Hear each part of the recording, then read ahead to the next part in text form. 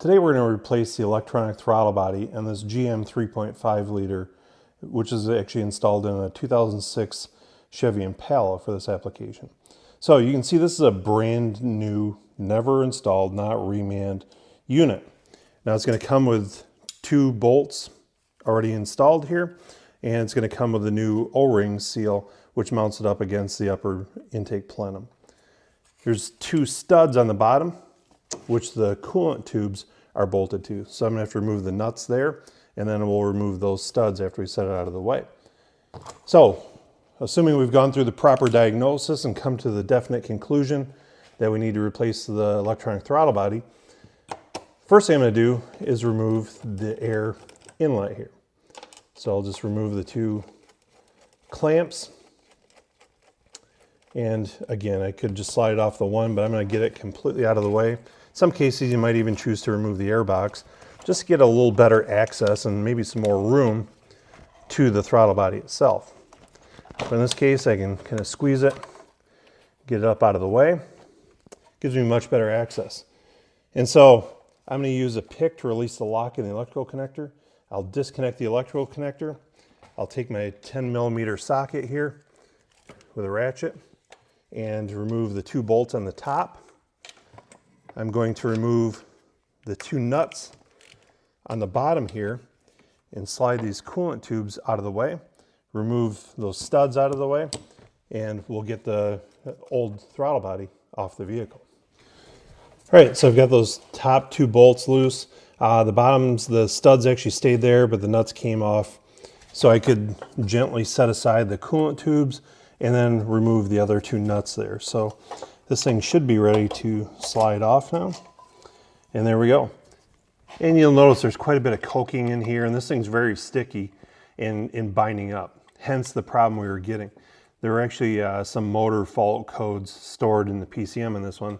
So it was a pretty clear-cut indication that we had a problem with the throttle body. Now it's always very important, as we're going to install our new throttle body, to inspect the original pigtail. These are very sensitive circuits, and so in some cases it's 100% necessary, but it's always best practice to go ahead and replace the pigtail. These are available here. You can see it comes with the connectors and about a foot worth of lead, and so you can make a nice connection down below here and eliminate where this thing might flex as the engine moves.